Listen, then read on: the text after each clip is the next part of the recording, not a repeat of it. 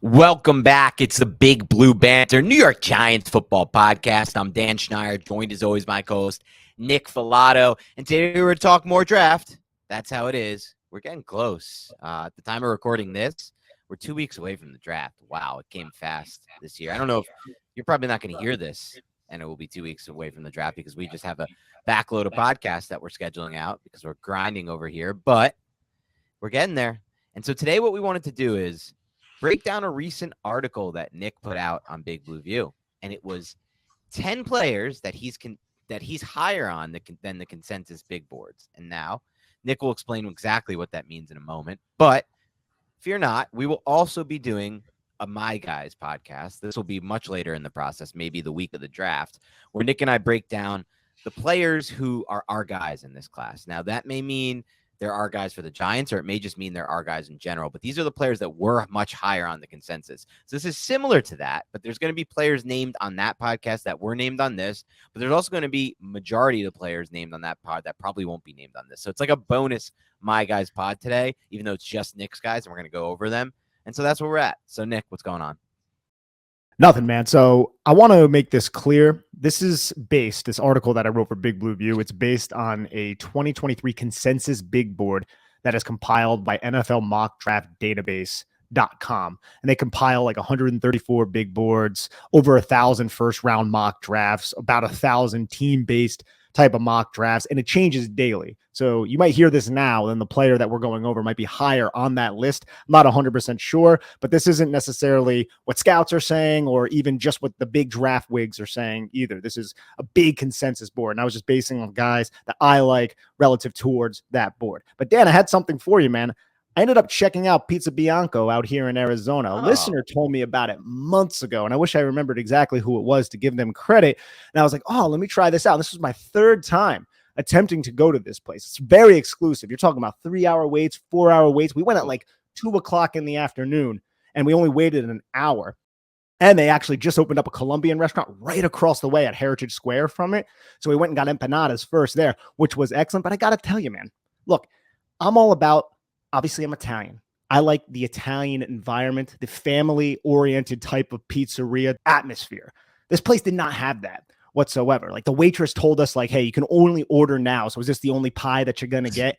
And I didn't really like that. That kind of rubbed me a little bit the wrong way. And I thought the food was, like, it was solid pizza. But to be honest with you, the pizza in my hometown is much better. And I get it. This is Arizona, but this is the premier Arizona location that everyone talks about. And I didn't feel like it lived up to the hype, bro. Wow. Bougie pizza. I think Portnoy reviewed it on Barstool.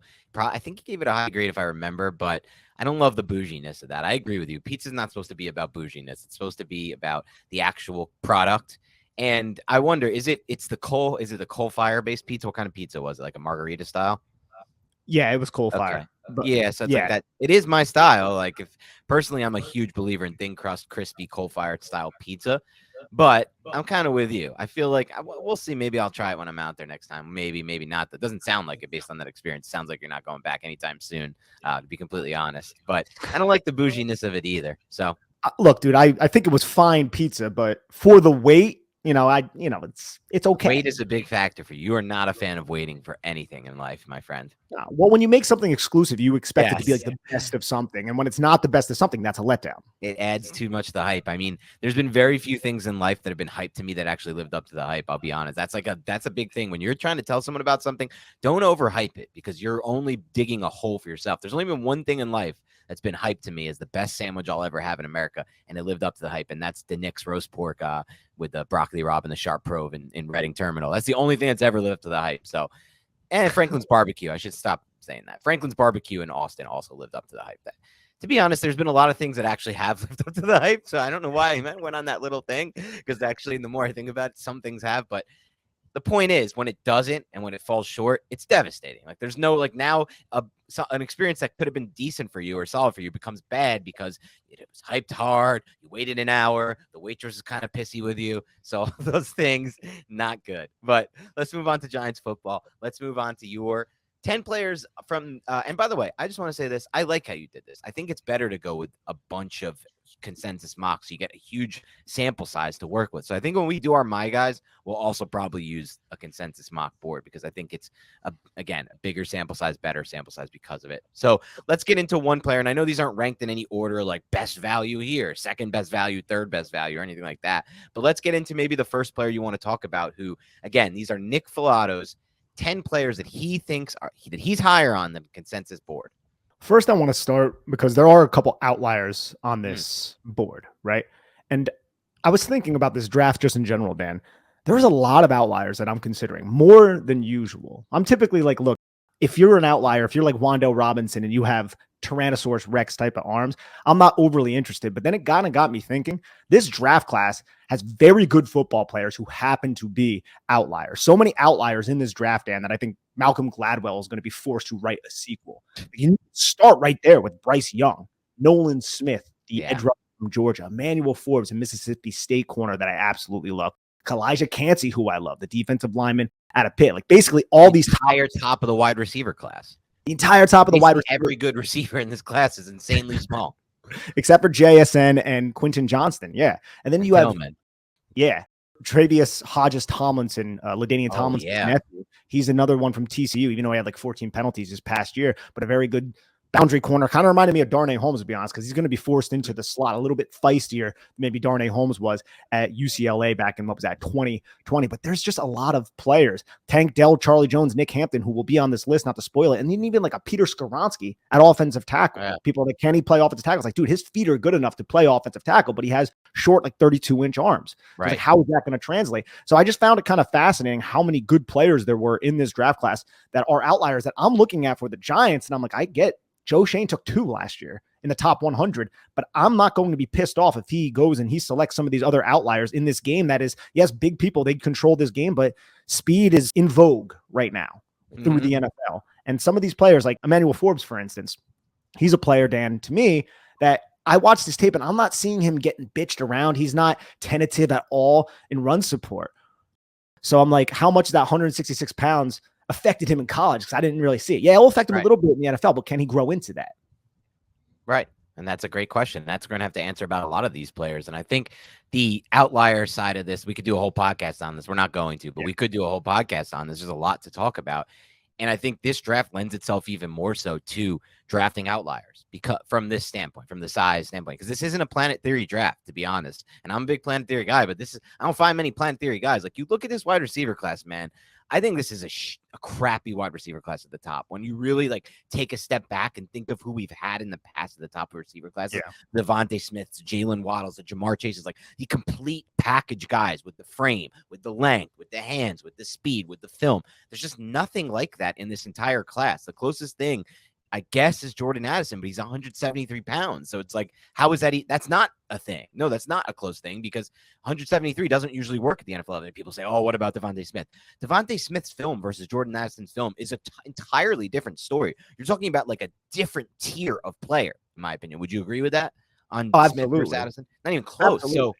So it's like, when I think about those things, at times I do wonder, like, for me, I would actually be quite okay, Nick, if the first receiver the Giants took was on day 3. I swear to God, in this class, like, I don't need it. And another thing about Devonta Smith that's always lost is he has like 70th percentile wingspan with 32-inch arms. So he has like long, skinny spider type of arms. How much does he pluck away from his frame and make like contested catches, even though he's like 160 whatever pounds?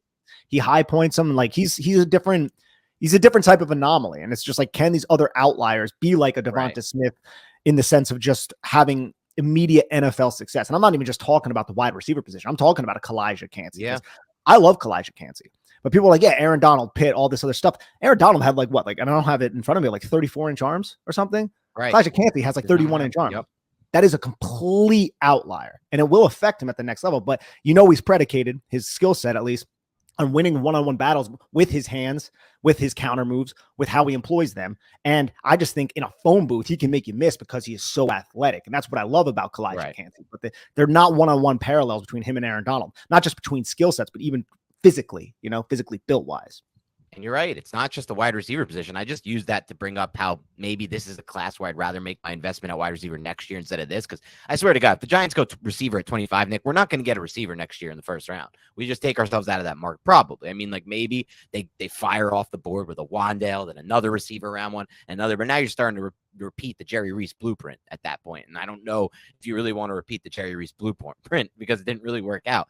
But having said that, it's like the other positions this qualifies as well. How about edge? Like Nolan Smith is a guy. Yeah, now it's in vogue because of what Hassan Reddick did. But like Nolan Smith is what, 235 pounds, 236 pounds. And he's only 6'3". So like it's like now you're getting a guy, and we'll talk about him on the Edge podcast. I like Nolan Smith a lot. He's by far, in my opinion, the most dangerous passers, but still you're hoping to hit an outlier. Hassan Reddick was an outlier. That doesn't happen all the time, and now you're going for your next Reddick. That's fine, but you're also chasing the outlier in that sense. So that's interesting too. I feel like there's a few guys in the edge class who actually qualify in that, Smith being one of them. And Hassan Reddick is like a really good case study for this because he had a great Senior Bowl, came from a smaller program in Temple, but he was misused. They were like, "Oh, you're an off-ball backer. You can't play edge." And you didn't hear much about him for the first 2 years when he was in Arizona. And now look at what he's done with the Eagles and with Carolina and how he's been utilized. I mean, he's obviously an edge rusher. It's just people weren't trusting him as an outlier. So if you're going to take an outlier, maybe have them fail at the thing that they were very good at. And one more correction. Aaron Donald had about 33-inch arms. Kalijah Cansey a little bit over 30. There's a difference there, but maybe not as 34 inches, like I said before. Yeah, and you've heard that mistake made also with regards to the offensive line position. People saying, "Oh, this guy can only play guard at the next level, the short arms, the wingspan." And then you see some of these guys come into the NFL, like the dude from Buffalo, who they said could only play guard. Forgetting his name right now. The kid Deion Dawkins. Yeah, Dawkins. And then they're like just as good at tackle. You actually give them a shot and they can make it work. And one player who I think is almost like a poor man's version of what you said with Hassan Reddick, how like maybe an NFL team is going to make the quote unquote mistake of trying to convert him to off ball linebacker and they should just let him rip. Well, you know where I'm going with this, don't you? Of course. Yeah. And this is a poor man's version. Again, this is somebody you would want in like round 3, but maybe round 4, but I think round 3 would be Nick Herbig out of Wisconsin because they're going to say, oh, maybe he should play off-ball linebacker. Maybe a coach will be, you have enough hubris to be like, I can turn this guy into an off-ball linebacker. But if you just let this guy try it at edge, I mean, he had over, I think it was a 92 pass rushing grade from Pro Football Focus last year. His pressure rate per snap, I don't have the numbers right now, but I looked at this the other day. He was like top 5 or top 7 in pressure rate and with the overall pass rushing. I mean, he was one of the most dominant pass rushers, but he's not getting any hype as one of them, and he's not going to go early because he's short arms. He looks like he should be converting to off-ball linebacker. So it's just interesting with these outliers. I think as we've changed and as the NFL has evolved, now you have a lot of coaches who are willing to take more chances on outliers. Obviously, you made the mention of like Brian Dable and Joe Shane because they know that the game has changed and they're looking for something specific. And now it's a space game. Now speed matters. Now you have 11 personnel on the field for 70% of the snaps. So things have changed in the game and that's evolving too. And until teams feel comfortable with where the game has gotten to and we get to like that foundational point where like, okay, this is the game. You need these guys, they're going to keep trying to find outliers. Make no mistake, the pendulum will possibly, or at least attempt to swing back. There are going to be teams like the Falcons and like the Titans who are going to be like, oh, you have a 230-pound edge? Cool. We're going to run directly at you. DeJuan Jones is our freaking right tackle. That's going to happen as well. And that's what I love about football. It's very cyclical. Yeah, it's great. So let's get into it. Let's start with one of the players who's on. And again, 10 players who are high. Nick Falato is higher on than the consensus mock draft board. Yeah, so I did not want to choose a top 50 player unless it was like glaring. And the first player that I chose was Julius Brents, the cornerback out of Kansas State. He ranked 59th when I wrote this list. It might be different right now, but he was 59th. And we discussed this, I want to say a few podcasts ago. I was like, dude, are we overthinking Julius Brents, a player who has that type of change of direction, a player who is that physical, a player with that type of porn star length, 34-inch arms? Like coaches love that type of stuff. And I get it. He has, I feel like, some warts in terms of his recovery speed. That 40 time, I wanted it to be faster. And I do not really love the fact that it was like a 4.54 or something like that, because that checks out on tape. He's not the quickest on the vertical plane. But for a guy with his build, he's still fluid enough, I feel like, to be functional and sufficient in man coverage. So I just looked at him at 59 and I was like, I think I'd be willing to roll the dice on a guy like Julius Brents well before the 59th pick in the draft class, depending on the system. And I know Wink Martindale is a is a man coverage heavy system.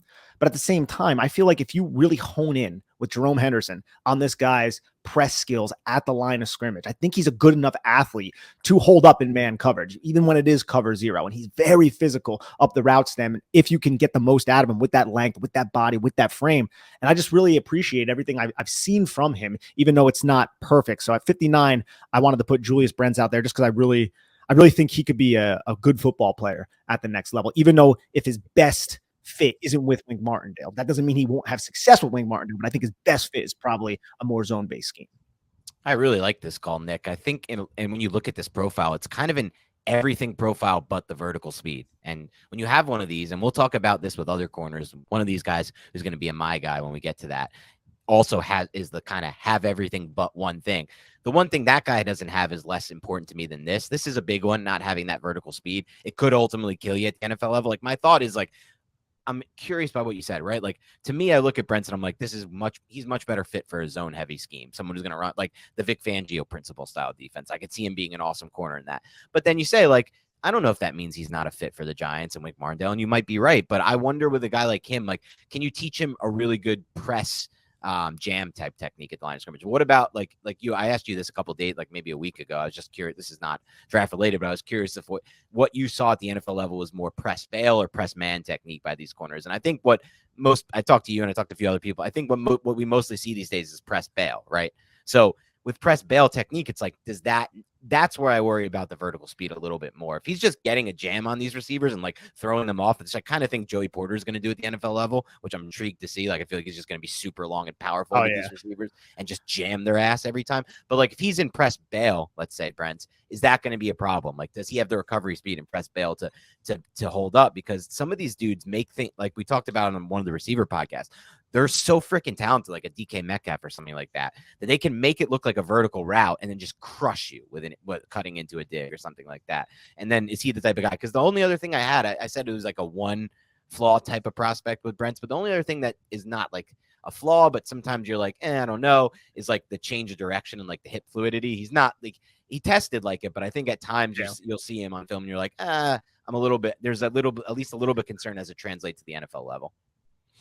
I agree with you. There were instances of that, but then you watch like the interception he had against, I think it was West Virginia, where he was carrying the one deep in, I think, a press bail type of technique. He aligned and pressed, and then like right before the snap, he bailed, ass towards the sideline, zone technique, and he's just kind of eyeing the number two's release, and he knew it was going to be some sort of like Ohio concept where it was going to be an out route from the number two, the inner receiver. So he was carrying the one, and then he just, first off, great eye discipline by Brents to watch the quarterback go to the two, bait the quarterback, and then he changed direction so fluidly, swiveled his hips, and just drove right down on the number two's route and came away with the interception. Like, I saw that change of direction. I was like, that was impressive. Plus, you factor in the mental processing aspect of it from Julius Brents, and I'm like, he can do it in certain situations. But one interesting thing about the press bail technique, I felt like for the Giants, because we know Wink Martindale's a little bit different, they ran press bail sometimes, because they aligned and press so often.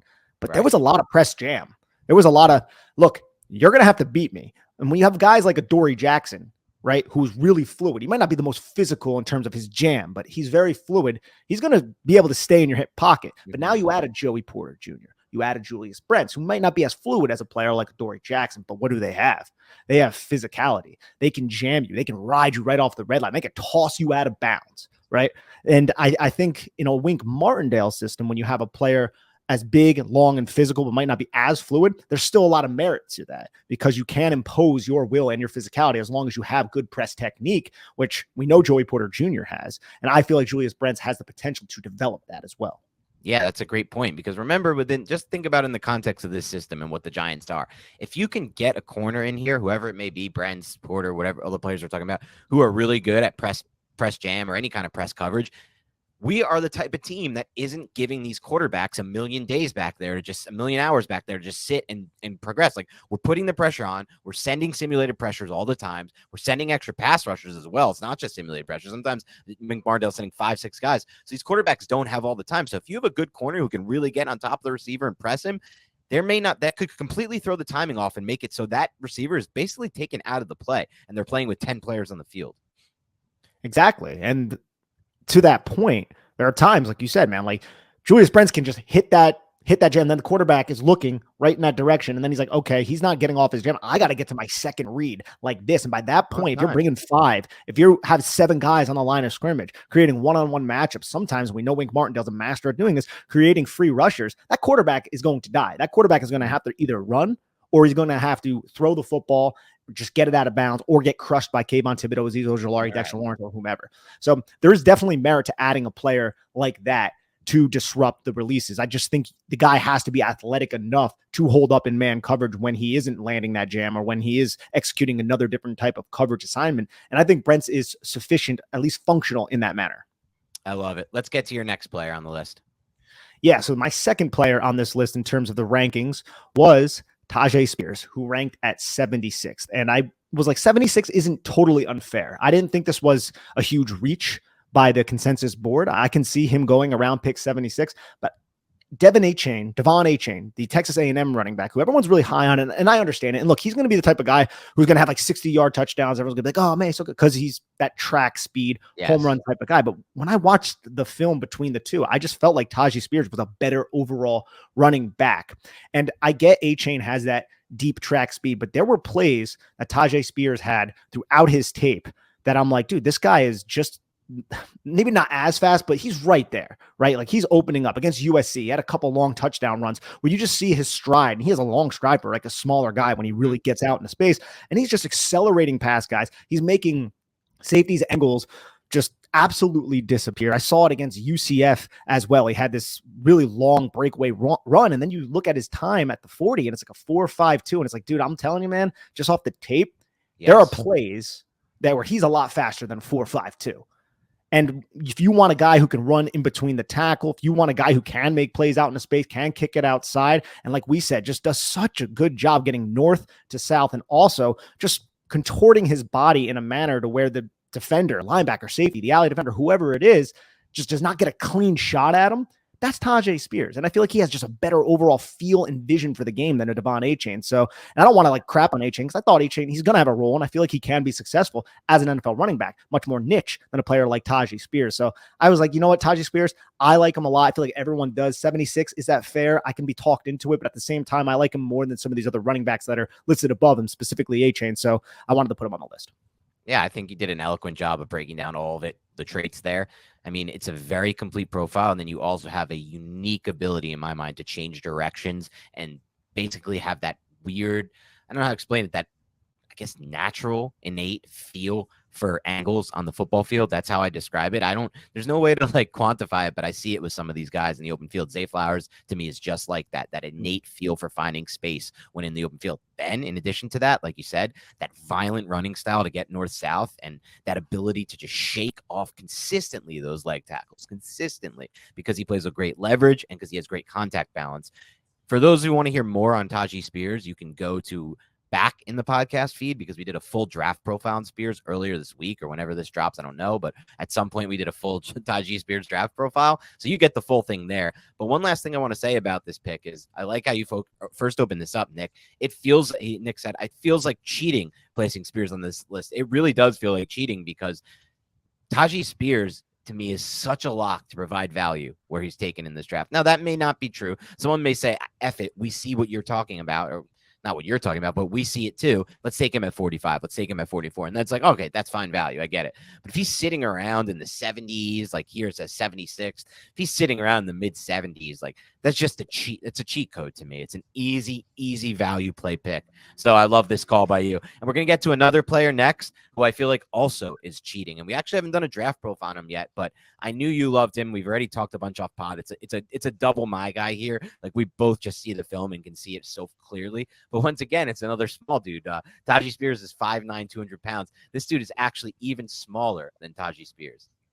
Yeah, and that is Nathaniel Tank Dell, wide receiver from Houston, and he was ranked at 79, so around that same area as Tajay Spears. And I just got to say, man, Tank Dell was one of the first wide receivers I watched. I think it was before the Senior Bowl, like where I dove into my evaluation, and I was like, first off, I thought he was like 5'11", 6 foot or something. He just looks bigger out there. And then he comes in at what, like 5'8" or something, but wildly productive, over 1,300 yards, I believe 17 touchdowns this past year. And it's not just all schemed up production. Like, this guy is running routes and uncovering 30 yards down the field, extending away from his frame, strong hands at the catch point, making contested catches at times. And he can operate in space. They hit him on screens and they use him on those design touches as well. But it's not that's not all of his production, man. His production is real NFL translatable production, but he's 165 freaking pounds, Dan. And how can you rationalize taking a 165-pound player, people will say. And I get it, man. People are like, oh, he's Tutu Atwell. I think Tank Dell is just a better receiver than Tutu Atwell was. Tutu Atwell was like that speed guy. That's how Louisville used him,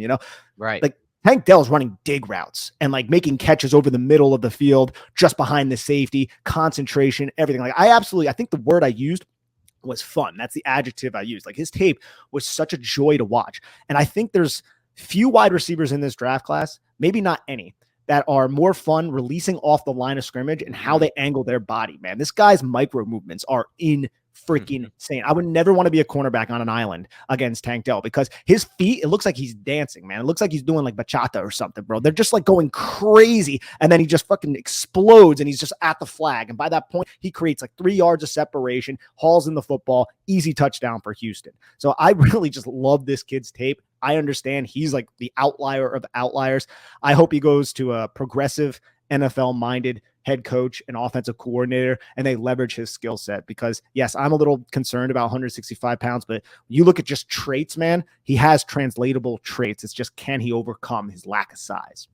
I love that breakdown, Nick. And we talked earlier about how a prospect like Julius Brents, well, there seems like when you watch his when you think about his entire profile, the film, the athletic profile as it projects the NFL level, you look at him and you say, there is really only one thing that this guy does poorly, and it's the vertical speed and it's the recovery ability. That's a real thing. Like in the NFL, that's a trait that matters. When you look at Tank Dell, the only knock I have on this dude is his size. That's it. And is that a real thing? Yes, it's a real thing for sure. But it's not like a trait. It's not like something that you can continue to pick on as a coordinator. I don't think. Maybe you can. Maybe you find like a Joey Porter or something. He's not a good example of like someone who could just press his ass every time. But then you have a creative mind like Dable and Kafka, and you just put him in a stack, put him in a bunch, like, or find different ways to use him in motion before the snap. And I think you can therefore get him a good release. But with Tank Dell versus a lot of these other smaller receivers, Nick, it's the things that you said. It's that ability to get in and out of his breaks. I see this with Zay Flowers as well, but I almost think like Tank Dell is actually better than Zay Flowers at this, which is crazy to think about.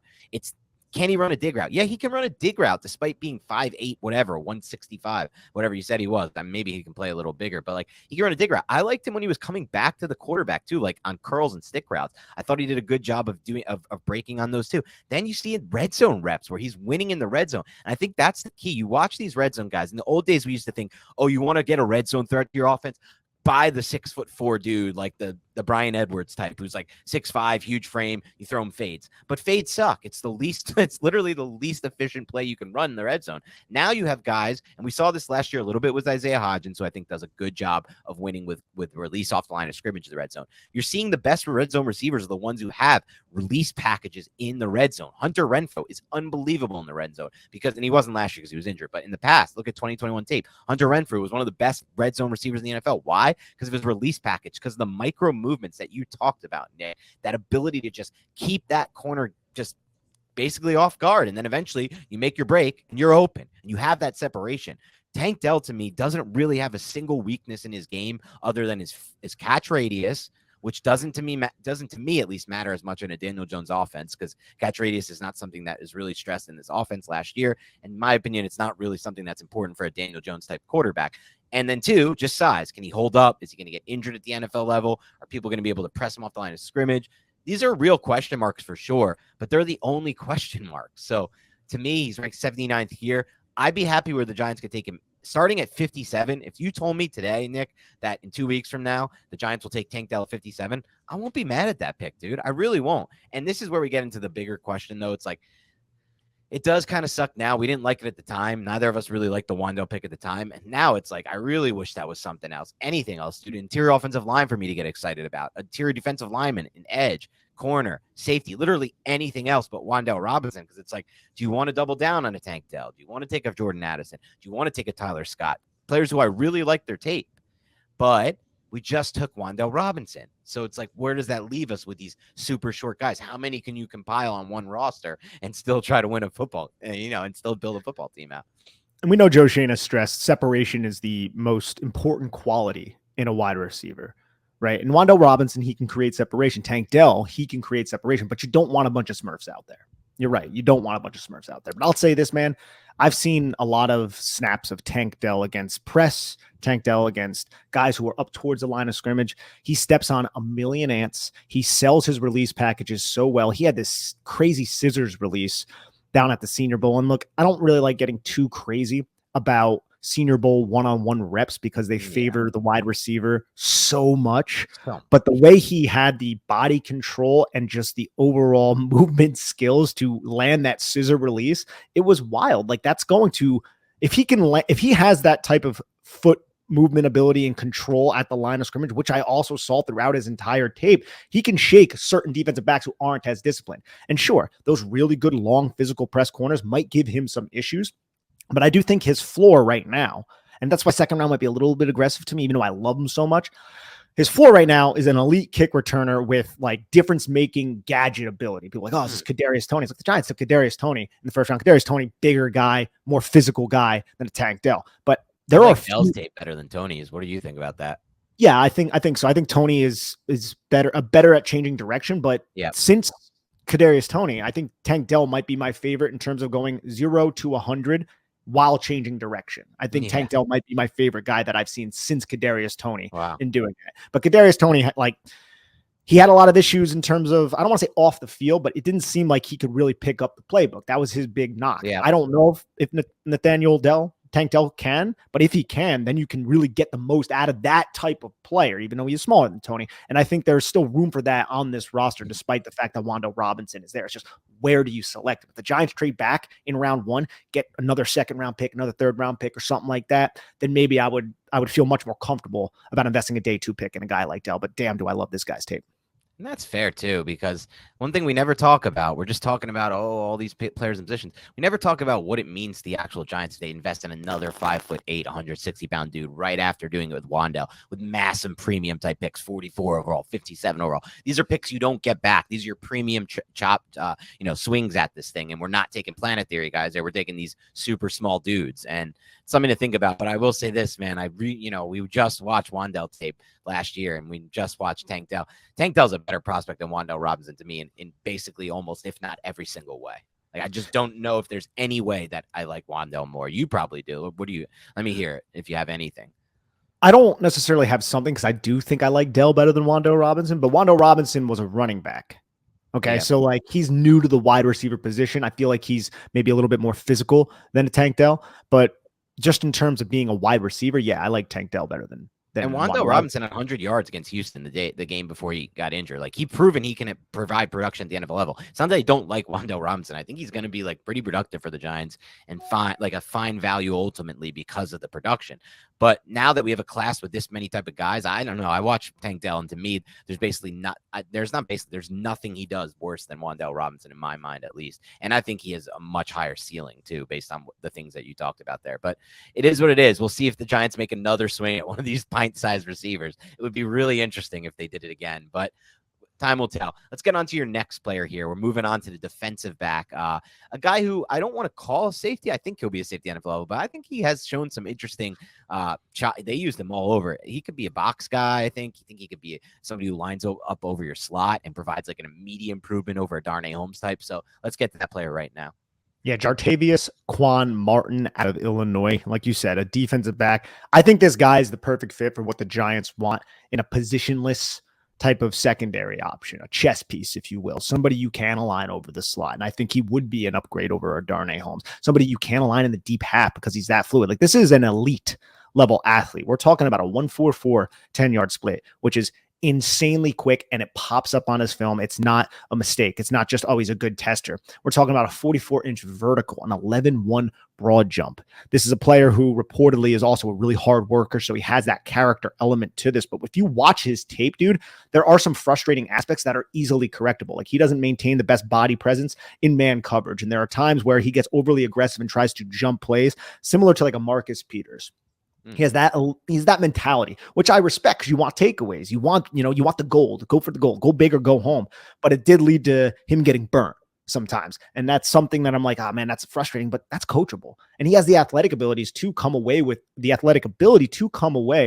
the football in those situations, which he did at the collegiate level. It's just, I don't think there's a lot of players in this draft with his type of versatility and movement ability with the sure tackling. A lot of the players in this draft class are like, oh man, they're great athletes, are good in coverage, but they don't really want to tackle. Quan Martin wants to tackle. Quan Martin is a great tackler. Like a lot of people are talking about Sidney Brown. I like Sidney Brown, the Illinois. He's his teammate. Another safety, defensive back. I would take Quan Martin over Sidney Brown every day of the week. And that's one reason why he made this list too, is Sidney Brown is ranked higher than him. And I like Quan Martin better for the New York Giants and just better overall as a prospect than a Sidney Brown who, look, I thought he had a really good 2022 tape. I thought he had he played man coverage against tight ends better than I think I would have expected in terms of fluidity and things like that, even though he's a really good testing athlete. He's definitely physical box guy, but Quan Martin was a much better tackler than Sidney Brown. I don't think a lot of people are discussing that. So I would be absolutely fine with this type of pick, especially if the Giants can get him in the third round. Yeah, I love this call as well. It's another player who I'm high on that you're high on. I agree with you on Sidney Brown and his teammate. The tackling is what worries me the most. When you're one of those like defensive backs from the second level or third level who can't tackle, I just get nightmares thinking back to the old days of James Betcher and the coordinator before him, where the Giants just couldn't tackle at the third level. And it was crazy how much that impacted their defense. As far as Martin goes, I love how a lot of what you discussed there, Nick, are coachable things. Like it could be a situation where you get him with Jerome Anderson in the Giants coaching staff, and now he unlocks a player that we didn't even see on film. The ceiling's even higher because he corrects the things that are easily correctable via coaching. But like you said, man, you can't coach some of this stuff up. You can't coach his like you said, his willingness, his aggressiveness. You can't coach up 83rd percentile hand size, which could potentially help him be a ball skill player at the next level. 96th percentile 10-yard split, which shows the quickness and acceleration moving downhill. 98th percentile vert, 95th percentile broad. That's explosiveness. This is a seriously A1 elite blue chip type athlete who potentially could become a really good player at the NFL level with really good coaching, and also ran a 4.46, by the way, which is not shabby at all for a safety or whatever he's going to be. Safety, nickel, we don't really know, but it depends what the coaching staff gets him. But like you said, you put him in a Giants coaching staff with Wink Martindale, and he's used all over right away. They find a role for him, and there's multiple roles that they can use in different packages. And the thing about Sidney Brown too, and Jartavius Martin had a 6.1% missed tackle rate last season, a 4.8% missed tackle rate the season prior in 2021. Sidney Brown hasn't had a single digit missed tackle rate his entire collegiate career. Always double digit. Like from a tackling standpoint, he's built as that physical, and he is when he makes contact, but he kind of lets guys around him more often than I want. And I also think Jartavius Martin is a much more versatile player than a Sidney Brown. So I don't really understand why people aren't valuing him like that. Maybe it's the frustrating plays in man coverage where he doesn't maintain good body presence. I think that can be corrected. I really do, because the athletic ability is there to be good in man coverage. And I also think that aggressive nature that he played with Jartavius Martin, that is, definitely got him in trouble, but that also will lead to takeaways. And like we said, similar to Emmanuel Forbes, when you're playing in a system like the New York Giants who blitz as much, a player like Jartavius Martin kind of meshes well with that. Yeah. So, because the pressure is going to be dialed up, and then you have a guy who is going to jump routes, a guy who's going to play an aggressive style and is comfortable doing so. So I really like that marriage, Giants and Jartavius Martin.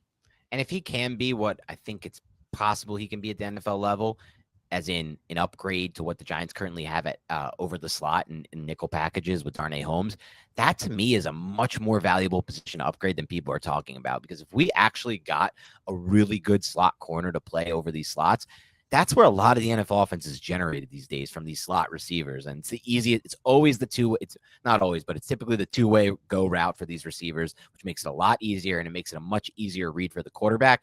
And a potential, like we talk about, these layup throws are typically coming from these players. So to upgrade the position and the player who actually matches up against these opposing team slots, to me, is very important this offseason. It's not talked about a lot. Some people are like, oh, that's what they got Cordell Flott for. Maybe that's what we'll see. Maybe they can take whatever it is, Emmanuel Forbes in the first round, and then we see Flott move back to the slot, and we're like, okay, well, this was the plan all along, and that's fine. Then we don't need to stress trying to find that later in the draft or in the middle rounds. But right now, as it stands, I think that's very important. I actually, one final thing on this, I talked to my friend Ian Gold, who used to work for Illinois and used to write about their team.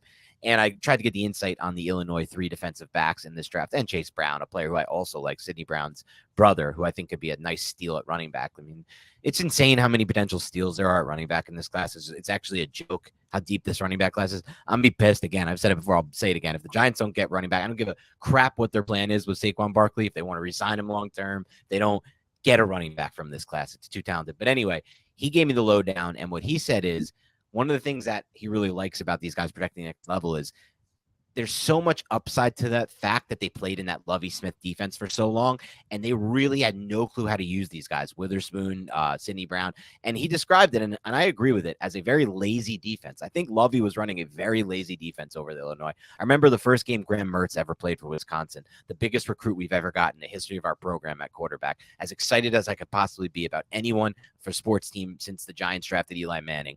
And this dude threw 5 touchdowns, Graham Mertz, and 350 yards in like a half against this Illinois defense. It was basically just running pure cover 2 out there, and it was pathetic.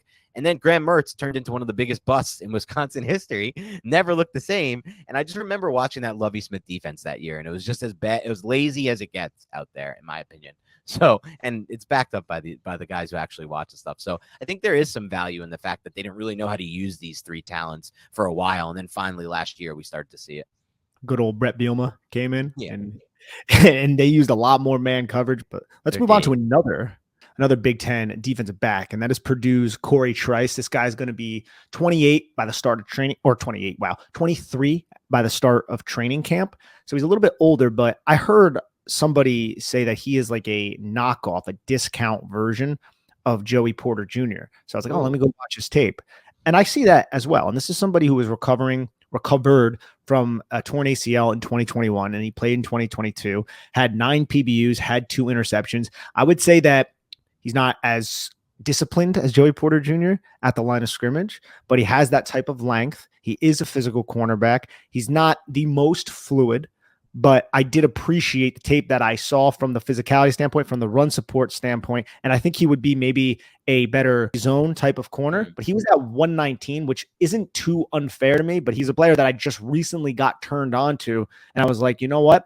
I kind of like this player. I like the fact that he had a really good season after his ACL tear. Maybe there's more room to grow going forward, and I think if he lands in the right defensive system, you get a long, physical cornerback with a good mentality. I think that's what a lot of NFL teams are looking for, especially if a team wants a Julius Brents, if a team wants a Joey Porter Jr. and they miss on those players, then you have a guy like Corey Trice from Purdue that you can fall back on.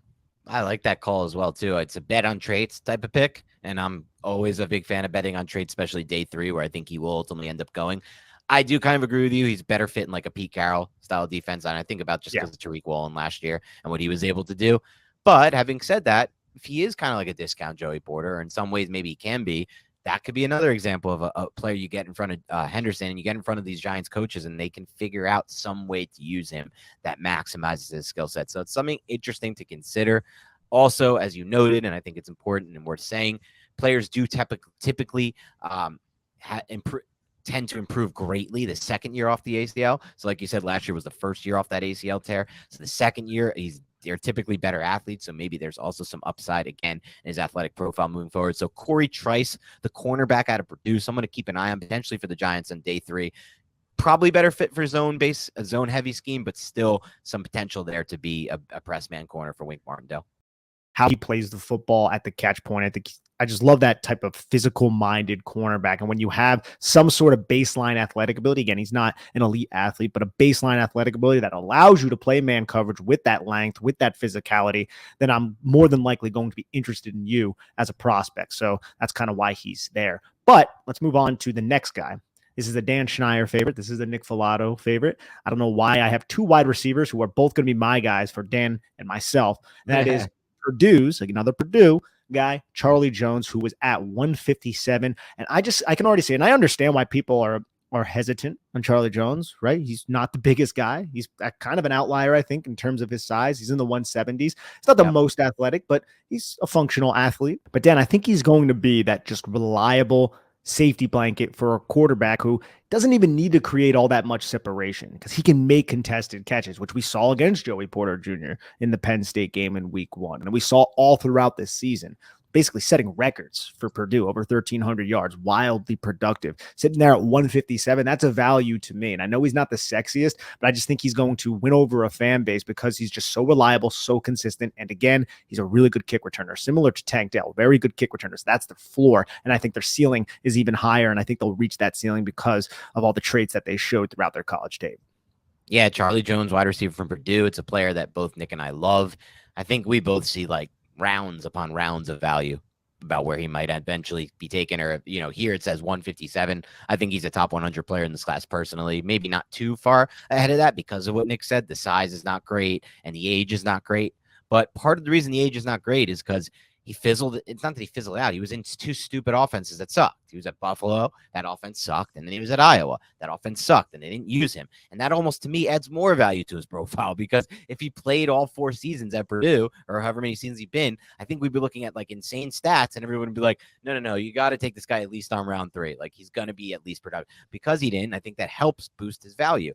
A few things you mentioned that I love about Charlie Jones, the release package off the line of scrimmage, man. It's just so good. It's so damn good. He's going to win in the NFL with his release off the line of scrimmage because you watch all these receivers and then you watch Charlie Jones and he's one of the better ones at this. Tank Dell's awesome too, but this dude is one of the better ones at this. And Jordan Addison as well. There's a lot of good players in this regard, but he's up there and he's not talked about it like up there. Then you see him stack vertically sometimes. And you're like, damn, this dude knows how to run the vertical route tree too.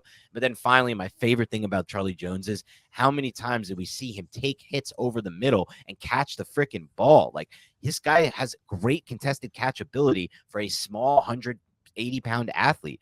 It doesn't make sense, but it's the reality of the situation. He is a great contested catch receiver somehow, even not just over the middle when he's taking hits, like on the outside the numbers. This dude will extend away from his frame, high point of football, and go fight or work back toward a football in the air. And you're like, damn, those are good ball skills. And so it's just like, what is wrong with this guy? I guess his age, true, and the size. These are 2 things that are definitely knocks, but not enough to drop him all the way to 157 for me. So, yeah, another player who I love. I wanted Michael Wilson on this list, but I couldn't put him on it just because of all the injuries. I mean, like, I don't think the guy's ever finished his season in college, but I turned on his tape a couple of days ago, Dan, and I got to tell you, bro, like, the guy has so many crazy movements. He, like, throws his foot into the ground to sell throughout his stems so freaking hard to get the cornerbacks to bite. Like, I'm not surprised he gets injured because of the way he just kind of runs his route with so much force and violence. And I'm not sure if he ever got hurt doing that. And I'm not meaning to say that to be insensitive. I'm just saying he is such a determined, purposeful route runner. And I really freaking appreciate that. And I'm really pulling for Michael Wilson. If he is there on day 3 for the Giants, I don't care about his injury history. I am completely fine with them bringing him in, especially since he is such a good person. Reportedly, he was a team captain, a true leader, dominated the Senior Bowl. Like, I really liked what I saw from Michael Wilson. And Dan, you turned me on to him. I heard about him through the Senior Bowl process, but sometimes you hear about guys, you're just like, okay, whatever. Like, I'll get to him eventually. But I turned on one game and I was like, holy crap, I really love this guy. So that's Michael Wilson from Stanford. He didn't make the list because he was ranked, I think, proportionally, but damn, he's a freaking good football player. Yeah, Michael Wilson from Stanford. I think if it wasn't for the injuries, he'd be, well, we know he'd obviously be ranked higher, but I don't know, man, Nick. I watch him on film, and I think he's better than almost all these wide receiver prospects in this class as it translates to NFL level from a non-injury when you're not factoring in, because like you said, his route running is super savvy. Like to be able to get in and out of the breaks like he does at his size is amazing. Then you add in the leadership like you talked about, but also I think this dude can be like a premier blocker potentially at the NFL level and just seal off your run game at the edge and give you a chance to spark these massive plays in your power run games when you get to the perimeter, in addition to everything else he does as a receiver. So he almost reminds me a little bit. I'm curious if you saw this at all. I don't think this is a very unorthodox comp that you're probably going to be like, I don't know about. And he's not as explosive as this guy or fast, maybe, though I think he's smarter and savvier.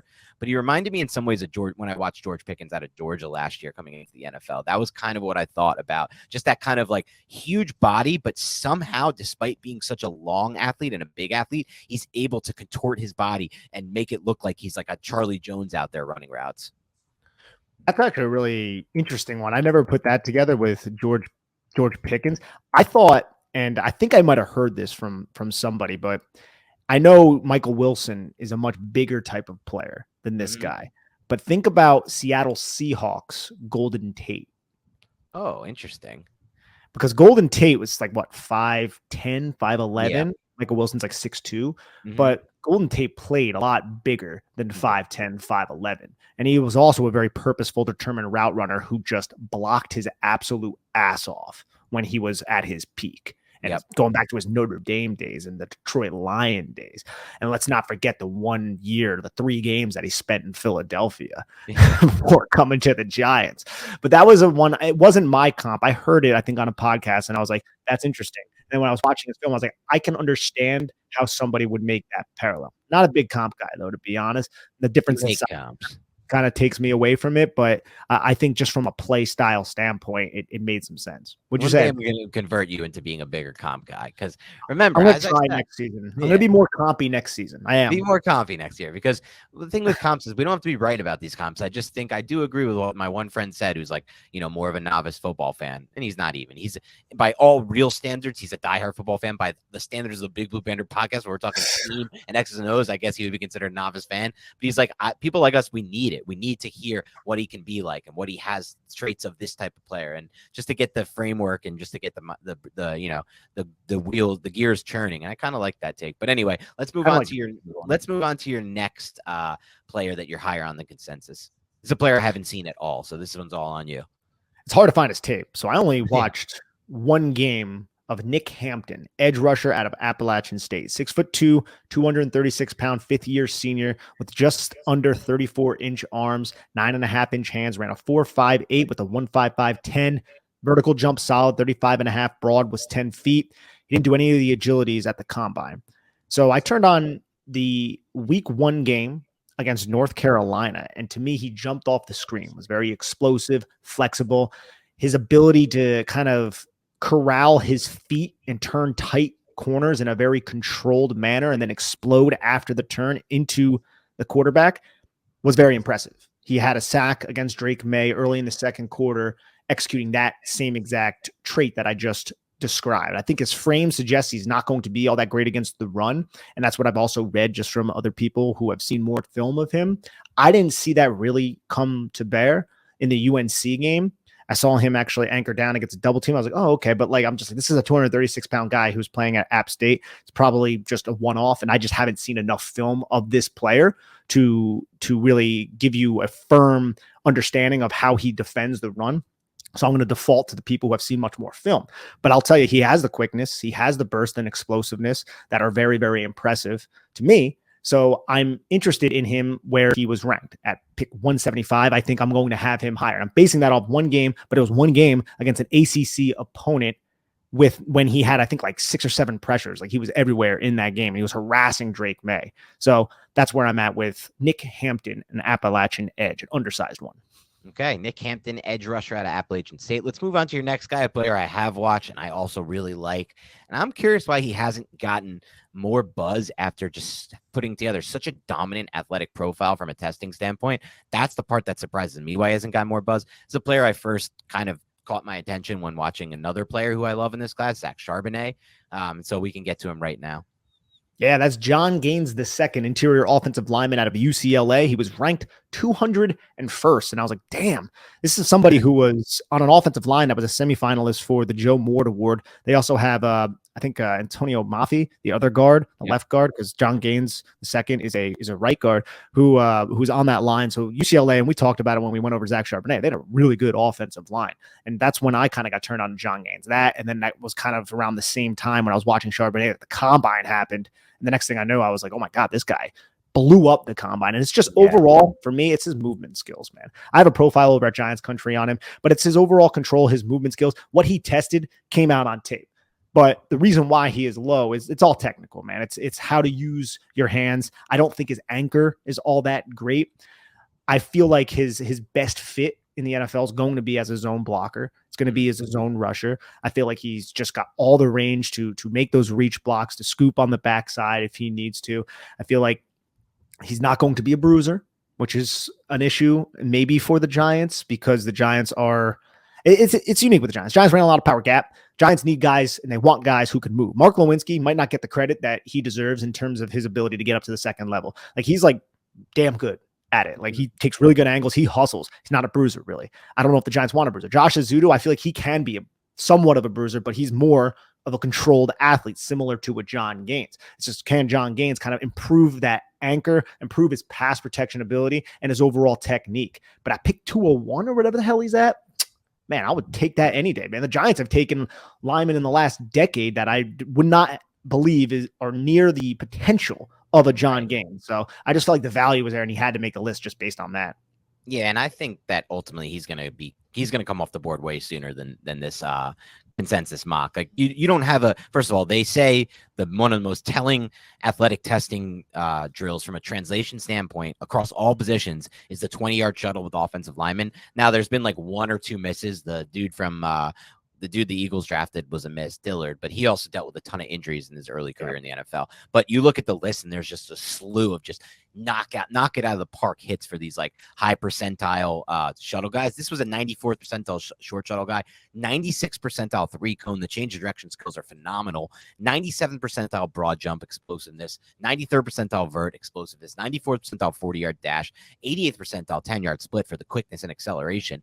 Like, I love the idea of developing a guy like this with that kind of athleticism. You know, for me, I love watching these move type offensive linemen with athleticism. To me, that's just like, that's how you project. That's how you translate what could potentially be a hit player at the NFL level. So I think this guy has a ton of actual upside at the NFL level, considering, not to mention all of that, like we said, when you watch Charbonnet, you can see him and he pops and he's already a good run blocker, I think. But you say you're right, probably more for his own scheme, but that's fine. The Giants run. It's not like we talk about how the Giants like power and gap, but that's not like all they run. And you do a good job of like reminding us of this all the time, Nick. It's like there's tons of concepts within their run game. They are a very diverse run game.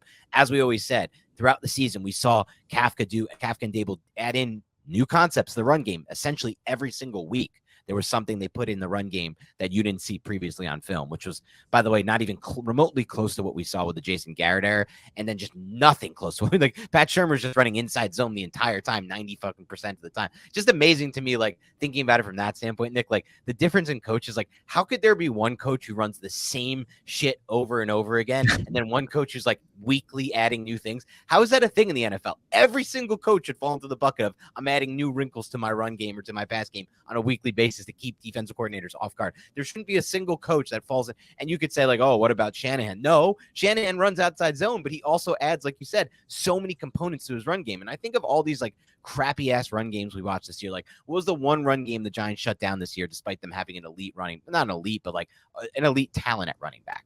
The Seahawks with Tennessee as well. But that's another good example. But the Seahawks with Kenneth Walker, I was thinking about, like, they got a great running back there. Even like Dalvin Cook and the Vikings, the same exact idea. But they're running the same zone shit over and over and over again. And it's like, how hard is that to match up against? How hard is that to game plan against? If you do it really well, yeah, it could work. Like the Sean McVay years with the Rams with Gurley, that was great. Like, but I would take a diverse run game any dime over that.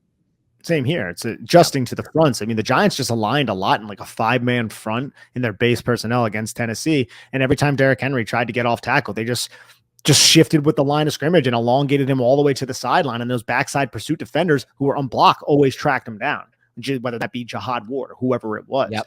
And that's another reason why that play action passing attack also worked. Giants had so many guys up near the line of scrimmage, up near the box, that you had Kyle Phillips and all of these, like, I don't want to say losers.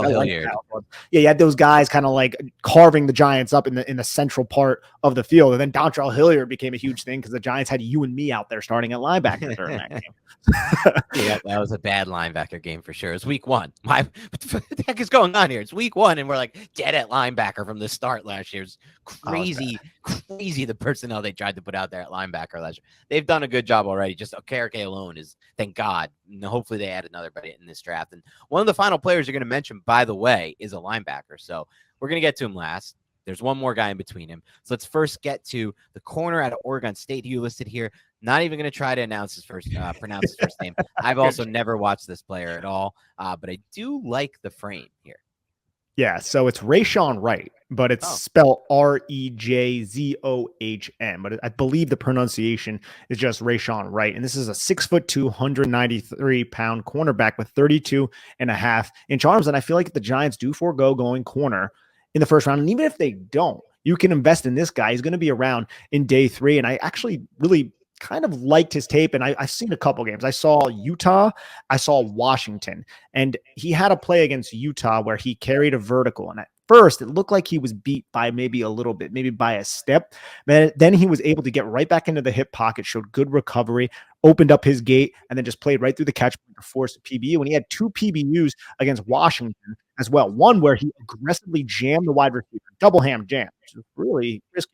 Double ham jam at the line of scrimmage. This wide receiver forced him to the outside, and then was also able to just stick with this guy throughout the reps, sticky man coverage, get the PBU. There was another one where it was a double move, and he just showed a lot of patience, and this was from off zone coverage. So to me, it showed like, hey, this guy has the zone ability to not be fooled by these double moves, this patience. He's not overreacting. And he also had sticky man coverage against Washington, at least. And I also saw that throughout the Utah game. So I was like, this guy is also being discussed right here at pick 262 with that type of frame. And from the couple games that I saw, I didn't see him get absolutely burned. I think there was like 1 or 2 plays. I saw some Michael Wilson when Michael Wilson was playing Oregon State, but I wasn't watching Rayshawn Wright at that time, where I think he got beat on a deep post.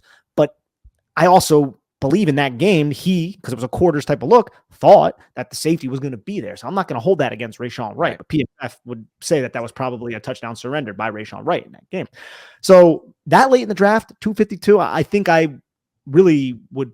I like a player with this type of size, this type of athletic ability to kind of slide in there and be. I don't know exactly where I would rank him, but I think it would be a lot higher than 252. So I had to add him on this list as well. I like it. A sleeper for everyone to consider. Rayshawn Wright, the corner out of Oregon State, a bet on traits prospect. And as I've said before, and I know Nick is on par with me with this, once you get to day 3, or at least for me, I'm even more aggressive with it. When I get to day 3, I want to bet on traits. And I want to bet on the injury concern guys, or the guys who are injured right now and might miss some of the season, because I know I'm getting great value in both regards. Obviously, Trice Smith was a recent example by the Chiefs, one of the best value picks in the last decade draft-wise. I mean, he's a 6th-round pick. He's already one of the best guards in the NFL, according to some people. I saw Brandon Thorne talking about that. I mean, we're talking about just Damone Clark from the Cowboys last year, round 5 pick. It's had some seriously good. They didn't think he might not even play at all last year. Got on the field, was super athletic, and made some big plays for them. I think he's going to have a kind of mini breakout this year. There's just always value, and this is not that example. It's not an injury value type play. Maybe like a Voorhees would be closer to that, but this is somebody who you're betting on traits. 6'2", 193, almost 33-inch arms. So interesting play here. Let's get to your last one here. Nick Anderson, the linebacker out of Tulane. Yeah, one more thing about Rayshawn Wright too. He didn't test. So, because he had a hip flexor that held him out of the Senior Bowl, so he accepted the Senior Bowl invite. So they believed he was good enough to go down there, and I believe he was recovering from a hand injury. And just with those two injuries combined, he didn't test, so we don't know his athletic profile, which is maybe another reason why he's sliding. But just based off the traits that I saw on the film, I was like, let's put him on this list because I'm willing to bet on that with one of the Giants' 7 day 3 picks. Yeah, but to Nick Anderson. Oh, yeah. But to Nick Anderson's point, bro, like, okay, he's not going to be drafted because he didn't test all that well at the pro day. He ran a 4.62 with a 1.55.10, which is not bad, the 1.55. And he has 30-inch arms. He's 5'9". He's 230 pounds, which is okay. But I got to say, man, this is a player who I feel like can latch on as a priority free agent, undrafted free agent, and will just compete for a special teams role. And if he gets his shot to go out there, he's exciting. He's a lightning rod. He's violent. He's a sure tackler. Pop on contact. He's smart. He might not be best in coverage just because of that lack of length and that overall frame profile, but he's a dense hitter. And I feel like he can also be a solid asset as a blitzer, which is something that Tulane did. Because everyone talks about Dorian Williams. I get it. The guy has 34-inch arms. He's like 6 foot, 6'1", whatever he is. He has that type of frame. But I came to see Nick Anderson through watching Dorian Williams. And I was like, okay, no one's talking about this guy out there. Who the hell is he? And I was like, he's a little small, but let me see. I saw nobody invited him to their all-star game. He's not getting any kind of NFL love. And like, that's an indictment right there. I'm not smarter than the NFL, obviously. But I'm saying if he gets a shot and it's a realistic shot, I would not be shocked to see this guy actually make a roster and then being like, dude, this undrafted guy, kind of like a Tamon Fox last year. Right? He got his shot. He made his roster, gave the Giants some valuable reps. He's not going to be Lawrence Taylor. He's not going to be Brian Urlacher for you. But in terms of a guy that nobody is talking about, Dan, I'm willing to bet on this guy as a UDFA. And also with one of the Giants' 7th-round picks, I would be perfectly fine if they spent it on Nick Anderson and gave him a shot to come onto this roster. Also with that penetration ability, he was aligning on the edge. He actually has some pass rushing moves for a linebacker that no one is discussing. It's just he's freaking small. He's another one of those outliers. And I understand why the NFL will be hesitant to give a guy like this that opportunity. But bro, I really enjoyed his film, specifically for where he is being drafted. Not trying to build him up to be something that he's not, but dude, he was fun. He was fun for Tulane, and he helped turn that team around. And I like how you went to watch another player on that defense and found another one you fell in love with in Nick Anderson for the value. And I'll say this, if you're thinking about positions where you can find UDFAs who end up being big-time players in the NFL, linebacker, off-ball linebacker, certainly one of them, TJ Edwards, there's plenty of examples. That was just the first that came to mind, DJ Edwards. But this is the position where you can do this in center. These are the positions where you can find undrafted guys who can potentially be starters at the NFL level for obvious reasons. But, these are positions that are devalued by the NFL. You watched the USC Tulane game, right? Yes. For Spears, yeah. So, yeah, there was. Oh, did you only see the running back? No, I only saw the offensive side of the ball. Yeah. So he had a play in that game where it was like a halfback flare. And Nick Anderson was tasked, and I know he's not, again, like he's a little bit undersized, but he's shot out of a cannon when he sees and diagnoses things. And he was shot out of a cannon to the flat to cut off the angle of the running back. And as Caleb Williams released the football and the running back goes to catch it, Nick Anderson is right there, just absolutely drives a running back into the ground for like a 3-yard loss. And just little plays like that to the wide side of the field, mind you, in college, that I'm like, I get it. Maybe he doesn't have NFL traits. I understand that, but like he does have burst and explosiveness. And I feel like he can be successful as that undrafted free agent who actually cracks a 53, or just like one of those practice squad players that it's like, if one of your linebackers suffer an injury and he comes in, he might make a couple of those Tamon Fox, like wow plays where you're like, dude, this guy has some freaking ball to him, bro. So I just, yeah, exactly. I like it. And maybe I will go back and watch that now because it'll just, another way, it'll just give me an excuse to watch more Caleb Williams. And I love watching Caleb Williams and Drake May play football. So it'll be a fun time just to watch them play quarterback. And now you've got some exposure to Caleb. So I'm excited to get around to that next year. I'm going to force you to give some thoughts on Caleb and Drake May when we get to that class. I mean, maybe they fall off. I doubt it with these two. I think these two are just locked in, especially Caleb is just the most obvious. Caleb, to me, like Trevor Lawrence is a better prospect, I guess, just because he has the frame and stuff and he's done it forever. And he has like, the perfect dude. He's 6'6". He was always supposed to be billed as this guy. And I love Trevor Lawrence. I talked a lot about that on FFT this year, but Caleb Williams has a lot of other traits that are super interesting to me that Lawrence doesn't even have.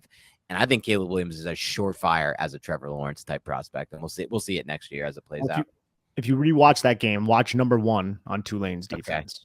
Okay, that's the guy to go. Okay, we'll do it. All right, that's it for today. These were 10 players that Nick was higher on the consensus mock board. But we're going to wrap up as we have been doing lately. One more thing on Anderson too, just because I don't think we said this. He's ranked 485th on the consensus list. So yeah, and there's not 485 players drafted. So yeah, not even close.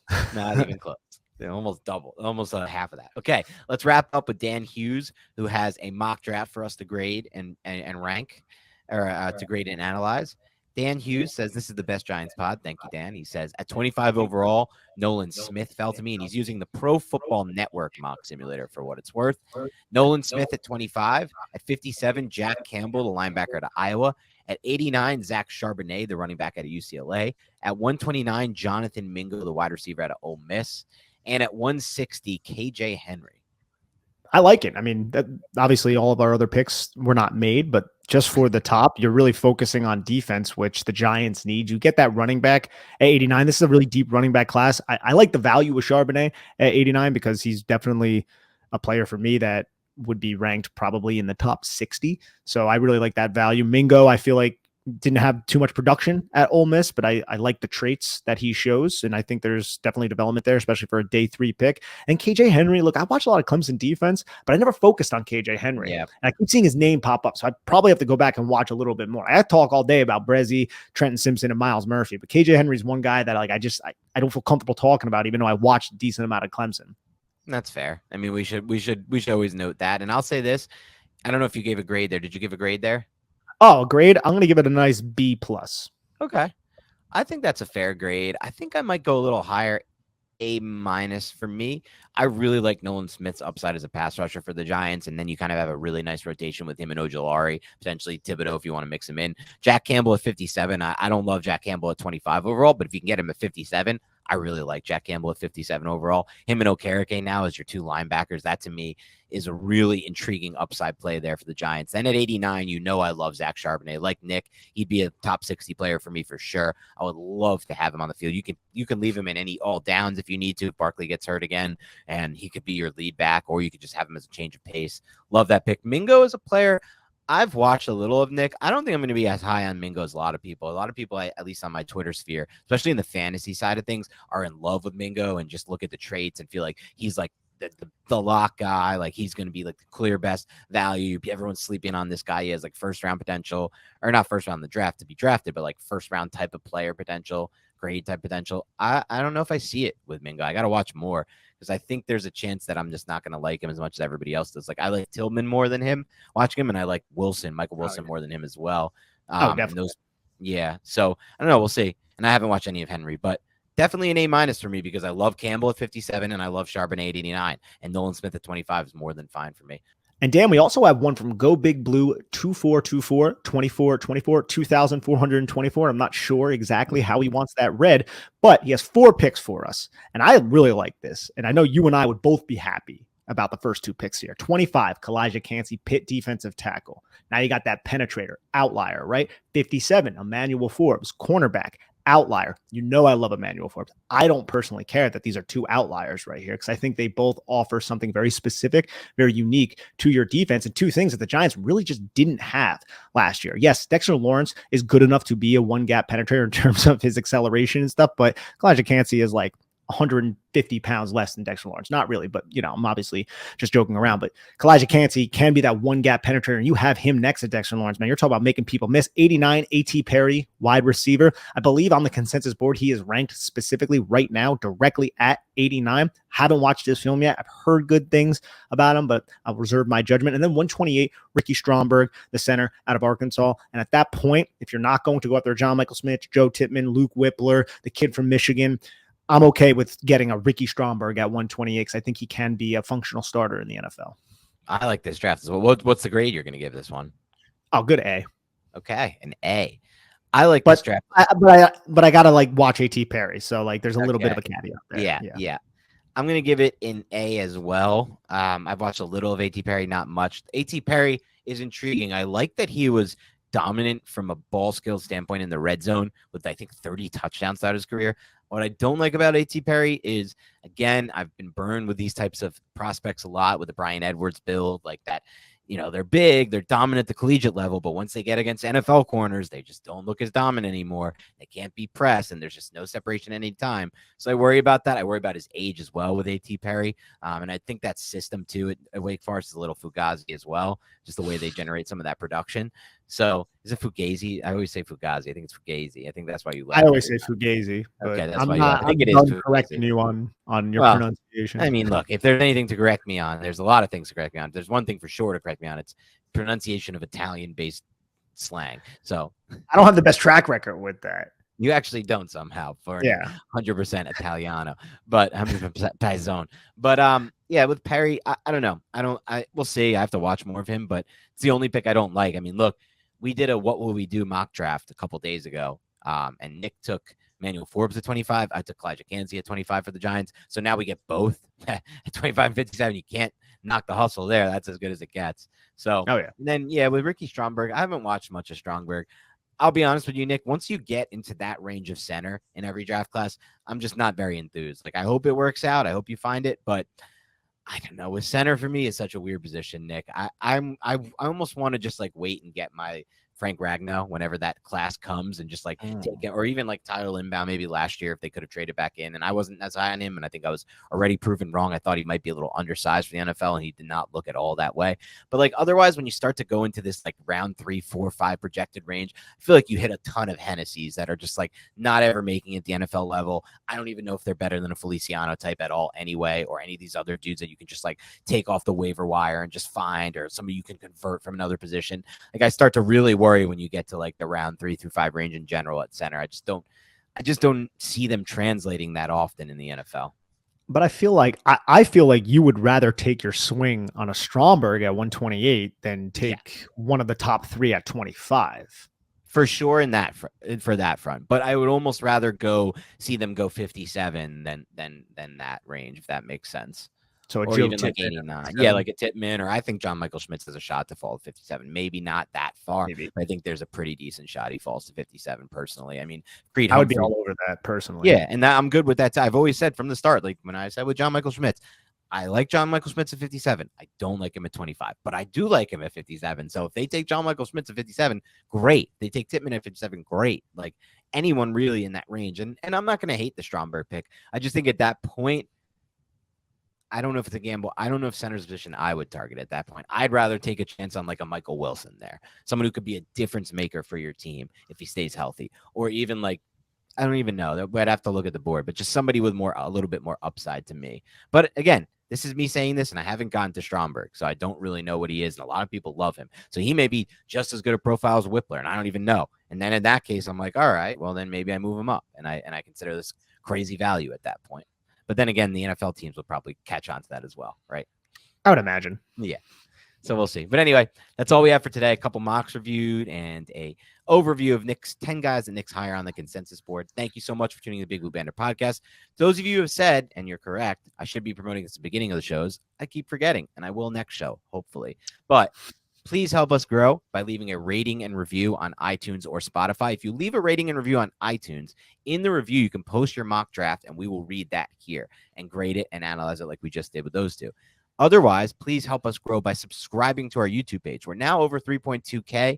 We've been growing there, which is cool. There's been steady growth. I think a lot of it's been organic, but we need more than that. We need to try to get to 10K there on the subscribers for YouTube. So make sure you subscribe. Make sure you like any video you watch as well. Otherwise, have a great rest of your week, and we'll talk to you soon.